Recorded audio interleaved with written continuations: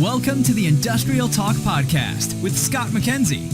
Scott is a passionate industry professional dedicated to transferring cutting-edge, industry-focused innovations and trends while highlighting the men and women who keep the world moving. So put on your hard hat, grab your work boots, and let's go. Again, thank you very much for joining the Industrial Talk Podcast. An absolute honor that you have joined the number one industrial and manufacturing-related podcast in the universe. I have nothing to back that up because I have no idea how big the universe is, but it's big. This podcast is big, and it celebrates you, the industrial and manufacturing professionals, the companies that get it done. You're absolutely bold and brave. You dare greatly. You innovate. Man, and I respect that. And you're making my life and the lives around the world better. Thank you. Thank you for what you're doing. All right. Great interview. As we always have great interviews. You know that for a fact. Sandy Carielli, Forrester Research is the company. And we're talking about application security. Let's get rocking. You're saying to yourself, Scott, I don't want to talk about application security. I don't want to hear about it. You do. You need to hear about it. Sandy brings the lumber, baby. She's got a mad stat card out there on LinkedIn, big time. And she knows her stuff.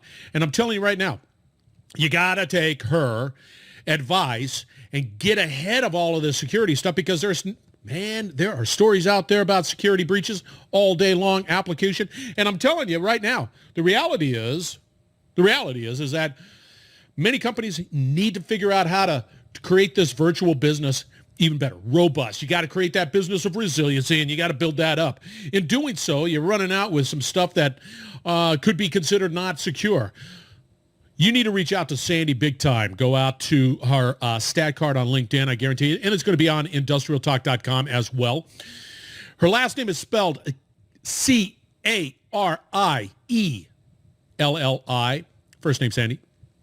You can spell that. If I can spell it, you can spell it. Trust me. I have a hard time spelling her last name because it's all sort of bad eyes, being an old guy looking at it. But anyway, C-A-R-I-E-L-L-I. Carielli is her last name. Reach out to her. Now, before we get into that interview, I want to make sure you understand some things. We're going to be doing some new stuff with Industrial Talk, and we're going to be doing more lives. We're going to be highlighting more people. We're going to be promoting more of these events that are coming up. Fortunately for me, fortunately for the Industrial Talk podcast, we're able to work with some great companies out there. So you need to stay tuned. And we're going to have those lives. We're going to have those links. And they're all out there on Industrial Talk because let's put it this way. If you think conferences are going to be coming back anytime soon, they might. Are they going to be as big as they were? They may. I don't know. For me personally, my recommendation to you, my guidance, is that let's create a business of resiliency. Let's beef up that virtual side, that digital side of your business. It can all be done. And let's put it this way. If it all goes back to normal, whatever that looks like, that next normal, and we're all just dancing and singing at these conferences, fantastic. You still have an incredible asset that you can continue to leverage the whole time and continue to expand, continue to really work to benefit you, your company, and the people in your company, and all the people around the world. You know, it's a powerful platform. So let's stay tuned on that. And I highly encourage you, and I challenge you, which I always do, hang out with people who are bold, brave, and dare greatly. To hang out with them. Let's say you are bold, brave, and dare greatly. Fantastic. This dude here wants to hang out with you because I love the way you think. I love the way you're pushing the envelope. I love and love the bold and brave and daring greatly attitude. So if I can hang out with you and then I can hang out with 5 more people that are like you, I'm a better person because of that. You cannot deny that. So my challenge for you on this particular podcast, outside of the fact that you need to listen to Sandy, is to hang out with bold, brave, and daring greatly professionals that just are passionate about innovation and making your life better. That's it. All right. Enough with that stuff. Here we go. Sandy Carielli. Now, I met Sandy when I was in Barcelona and doing some podcasts there with the Industrial Internet Consortium as well as IoT Solutions World Congress from their conference. Big, fantastic event. Love it. People wonderful. You cannot find a better event. That is such a great opportunity there. If you ever have an opportunity to go to Barcelona and go to that event, highly recommend it. Now, I was fortunate enough to interview her there.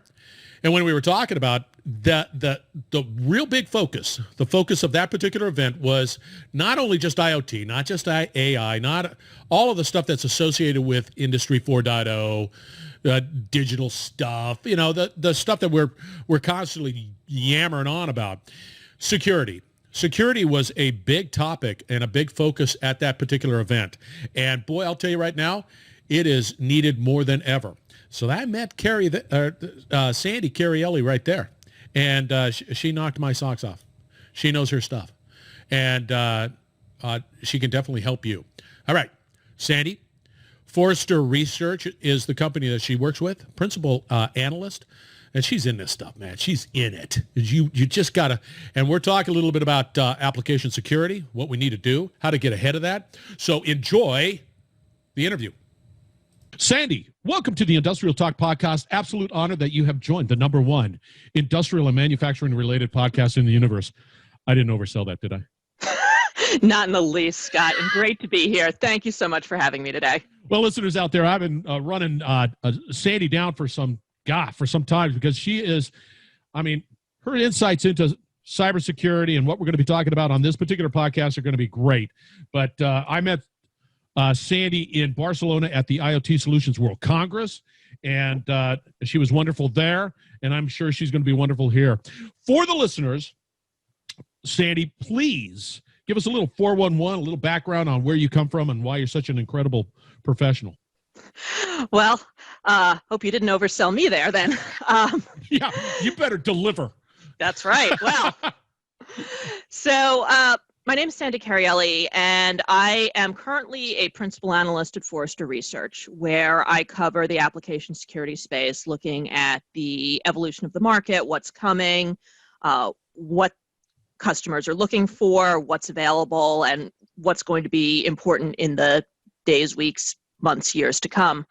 But coming into that role, I've spent most of my career in cybersecurity, Scott. I started off as a software engineer working for a security company. I spent several years doing security pen testing and architecture assessments and even code reviews early in mid-20s. And then after grad school and doing a bit of sales and product management, I found myself doing product management for security vendors, and then kind of office of CTO types of roles also on the security front. So moving into Forrester, I had spent, good 15 or so years in the security industry, and I'm really enjoying taking all that experience and bringing that to bear here with Forrester. See, this is interesting because when we were back in Barcelona last year, it's not that far off. Well, it feels like forever ago. It feels like forever. Yeah. The topic of conversation was really security, cybersecurity, with these devices, with just the way the market has begun to just really explode. And one of the elements that has not really been, people do talk about it, but they look at it from a perspective of disdain, quite frankly. You gotta, I love all this stuff. We're running down the road. We're making this stuff fantastic. People are getting the information. It's just all, love and happiness and everything. But they always forget about the security. And we're going to be talking a little bit about application security. So for the listeners, define what an application is. So an application can be a lot of things, but think of it as the way with which you interact with a business online. An application could be the web portal that you're going to do your banking. It could be the web application that you're going on to do your online shopping, whether that's, Amazon.com or Target.com. It could be, the app on your mobile device. Maybe you're using that for a virtual doctor's visit or something along those lines. Any sort of piece of software that is built to interact, between you and the business really could fit into that definition of an application. And it could even be, not a web application, but really what we're talking about here are web applications, mobile apps built around APIs and the like. So the sort of the observation, I have a computer, right? Here it is. Yep. I've got my antivirus, whatever on it. It's whatever it is. Here it is. Yep. but I'm still getting on Amazon, and I'm still purchasing. We're talking about the security on that side of the interaction. It's on their side. Yes, absolutely. Wherever you're going, wherever you're doing business, whether you're buying something online, whether you're sharing financial information, working with a bank, doing healthcare, if you were requesting a small business loan earlier this year when that program came out post-COVID, all of those are applications, and all of those applications on their end, they need to secure them in order to make sure that the data and the information that you're providing, whether that's your credit card number, whether that's your purchase history, whether that is your social security number or your bank account or your healthcare info, you want to make sure that that information is secured by the application owner, by the business. How do I know that? Well, to some extent, you don't necessarily as the consumer. You can't be sure that any particular business is doing the right thing. But what I would say is that larger, better known businesses that to be following best practices, that have strong security teams, that have a history of not having public breaches, you're going to want to gravitate towards those, right? You never know. But pay attention to what you see in the media, pay attention to how organizations react. Also pay attention to the types of data they're asking you for. What do they need from you? And what do they tell you about how you can, how that is protected and how you can provide that? That'll give you some clue about their security posture. Is there any platform out there that just says, we're dedicated to this, we want to be able to have some transparency into these companies and we have these standards, like here's the standards, and these are the companies that comply with the standards and they've been validated. Are there any sort of places to go if I was a consumer to say, yeah, I'll go there? Here's the thing. Applications change all the time. Yeah. I mean, an application, new version of an application can be released every day even. And that's one of the things with agile development that's really important. You want to get product in the customer's hands. So unlike 10 years ago, where maybe you'd have a new release once every 6 months or once a year, you could have new releases every day, every week, every month. These days, something like 41% of developers, development leads, told Forrester that they were releasing once a month or more frequently. So it's getting out there. You can't keep track of it in that way. There's no way. Is that because of SaaS? Is that because there's a lot of cloud stuff happening out there and I can make those real-time changes? Certainly cloud and SaaS makes it a lot easier, right? You're not waiting to bring something to a data center or to deploy a product on somebody's machine. It does allow for a lot more speed. But also keep in mind the world in which we're living in. There's an expectation that we're going to get this stuff quickly. Instant gratification is part of this. Yesterday. Yeah.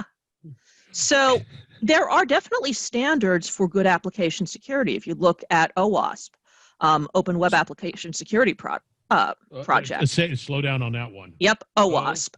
OWASP. If you go to OWASP.org, they have something called the OWASP Top 10. And those are the top 10 most common application security vulnerabilities, the things that people most often mess up. And so a lot of times when organizations are looking at how to protect themselves from attacks or scanning their own applications for problems, they start with that OWASP top 10 to make sure, okay, these are common attack vectors. Am I vulnerable to them? So that's often a good starting point. And it's not a certification, but it's guidance. But who? I'm not going out to that. Nope. I'll tell you right now, it's going to be way over my head, and I'll probably doze off. Who needs to go out there from an organization? Who's that individual? So that's where the application security team comes in, and that could be security team working under the Chief Information Security Officer, the CISO. There could be a product security officer. There could be an application security architect reporting to the CISO. There could be members of the dev team that are working with the security team on application security issues. Those are the types of people that are going to be taking a look at the application and running tools and building that into the process to make sure they don't have any of those vulnerabilities as they're getting the product in customer hands. That OWASP, make a note of that, .org.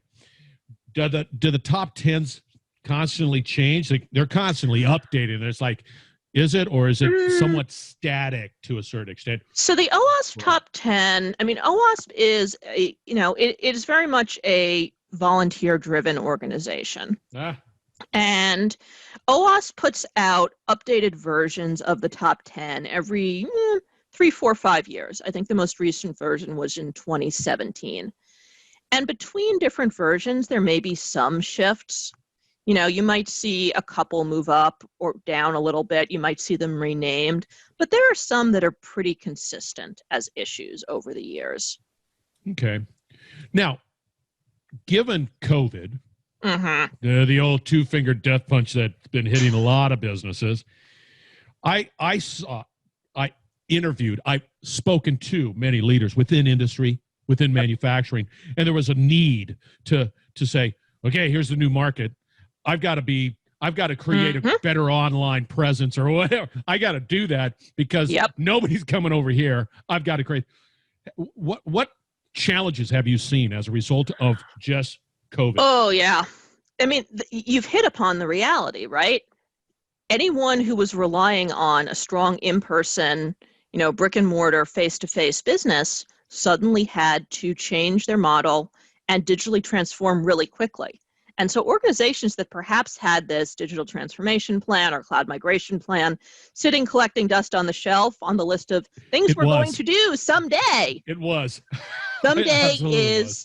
Someday was what? March 15th? Yeah.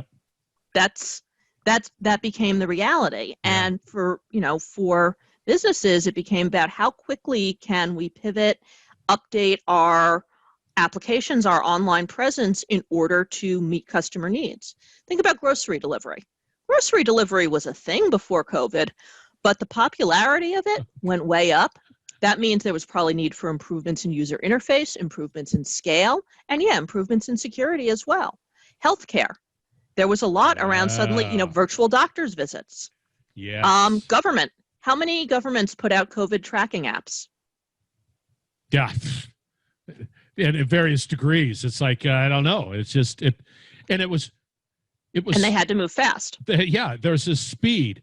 But then again, I go back to, I guarantee you, many, I'll be bold and I'll say many, they didn't have a real stout security team looking into that. They're looking at surviving and trying to figure out how I can stay alive.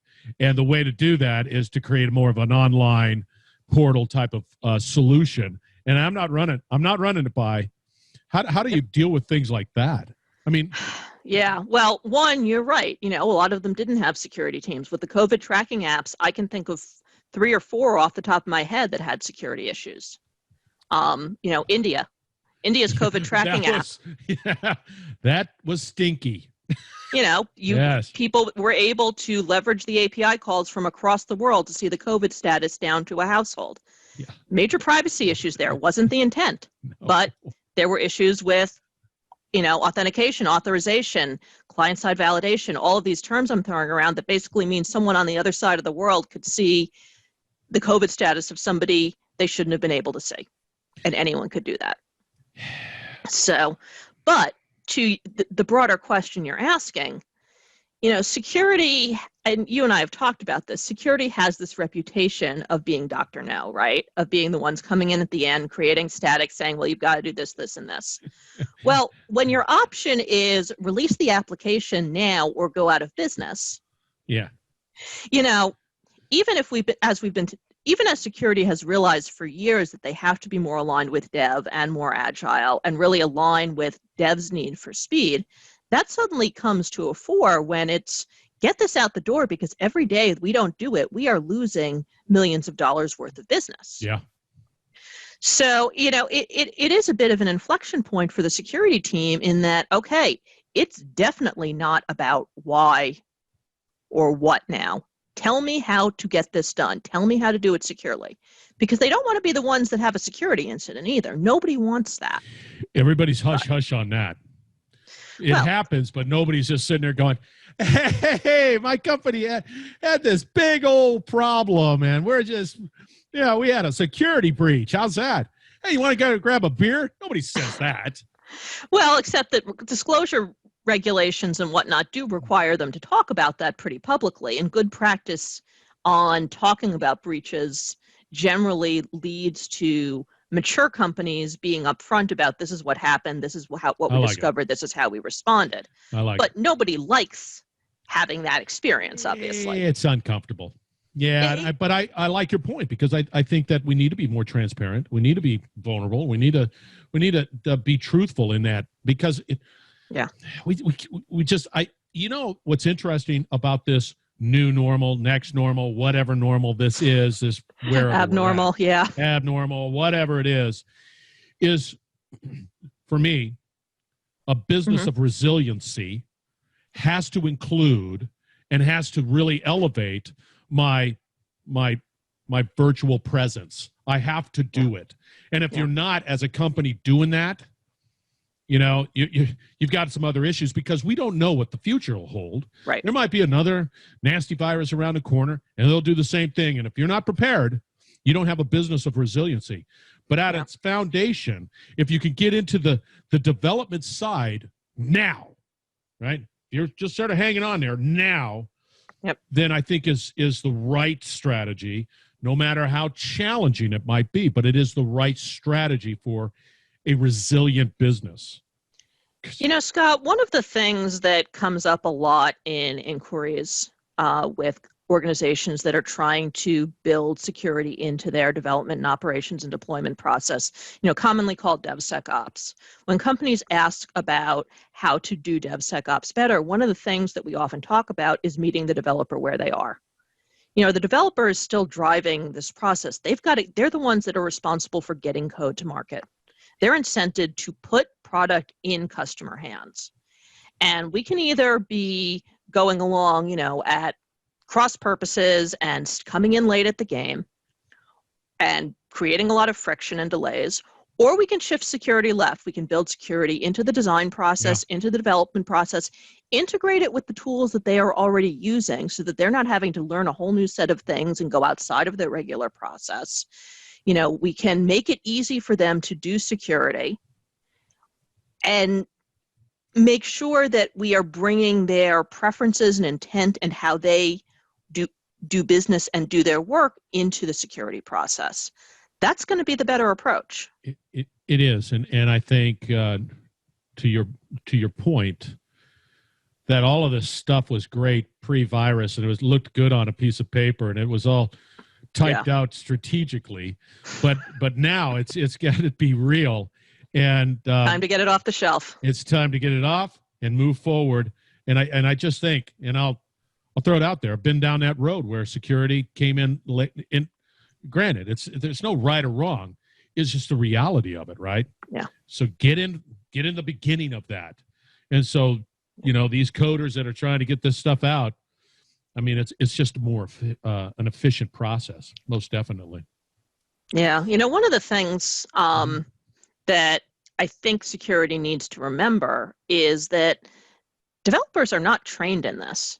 No. When you go to, if you're a developer and you got like a computer science or software engineering degree or whatever, you probably never took a secure programming class. Which is odd, right? A lot of universities don't offer them at all, and those that do, they're not a requirement. So, bright, shining CS grad comes, probably brilliant, comes into their first coding job.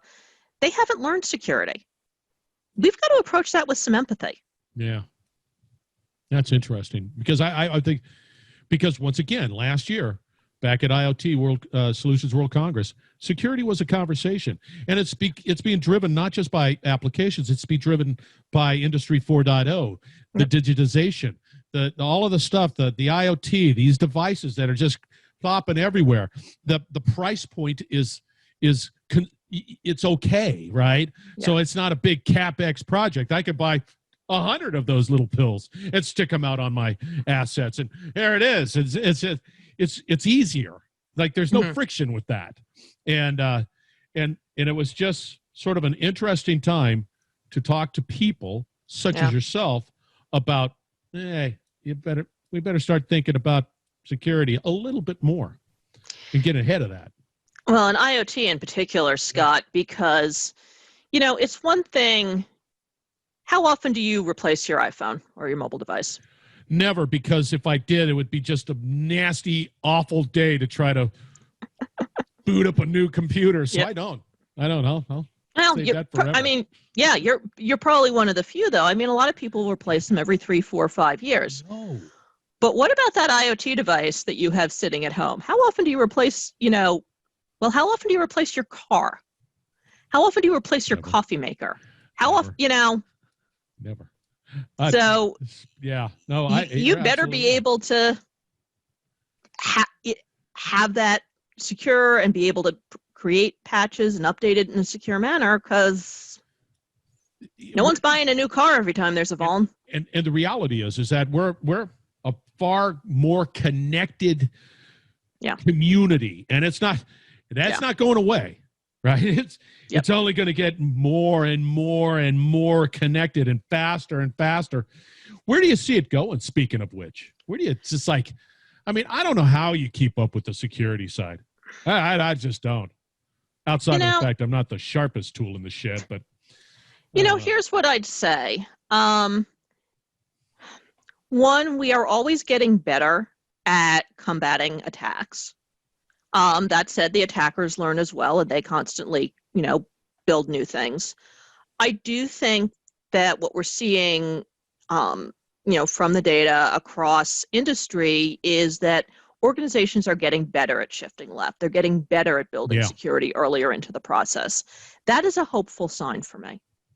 That does mean that more people are asking the right question. And there's going to be a long tail on that. I'm a realist. I know it's going to take a lot of people some time to get there, but organizations are asking the right questions. Well, that's good, because, when we start talking about autonomous vehicles, we start talking about what this future looks like, and that car is connected, and it's like, it just never stops. It's like, well, to your point, what about privacy? I mean, it's like, it's just an interesting time, but I think the silver lining, Sandy, is the fact that you've got people like you and others who are honed in on that and are engaged in that profession, because the masses like me, Joe Six-Pack, I have no clue. I'm just merely going about my business. I'm jumping on the internet. I'm going to this and this and this, and I'm doing this, and then I'm going, and I just don't even think twice. I don't think twice about accessing my bank on this phone. Right. I just assume that everything is just fine. Yeah, and honestly, that needs to be the case. Yeah. We cannot be forcing every end user in the world to have to ask those questions, because that's just too much.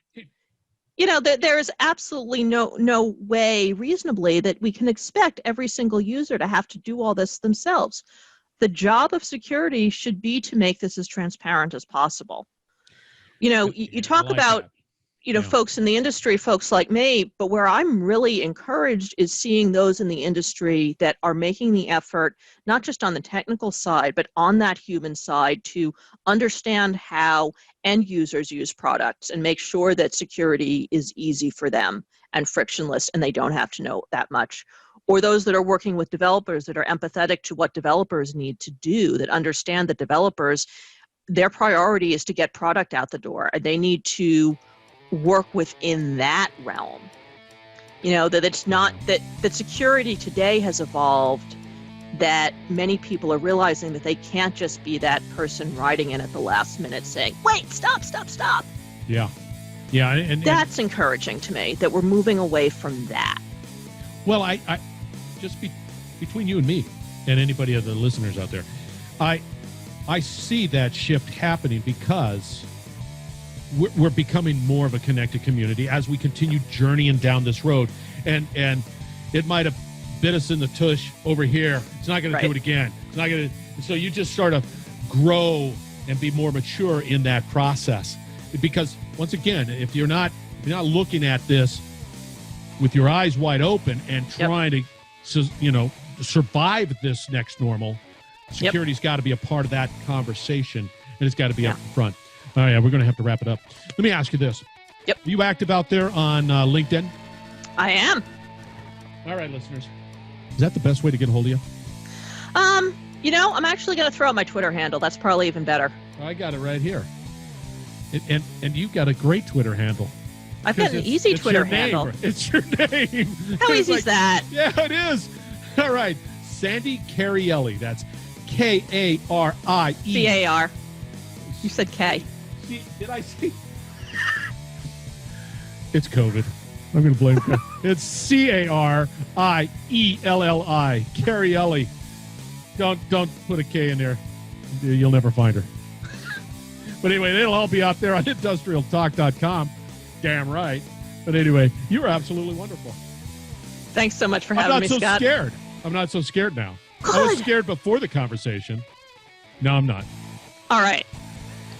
All right, listeners, we're going to wrap it up on the other side. Please stay tuned. You're listening to the Industrial Talk Podcast Network.